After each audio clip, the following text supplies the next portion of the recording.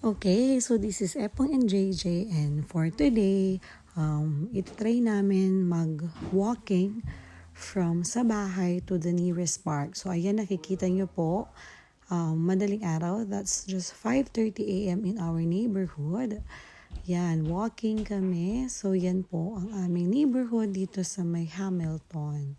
Ganyan, madilim pa. So, malamig, so ganyan kami. Google Map lang.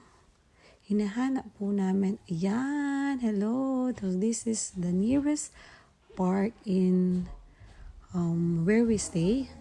Ganyan po ang park nila. Ayan siya. Kami lang po ang nandyan. Hintayin namin ang sunrise po. Ayan, may mga slide.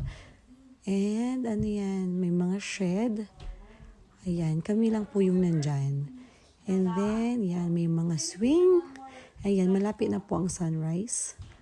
Ayan siya. May mga pine trees. Ang ganda po talaga.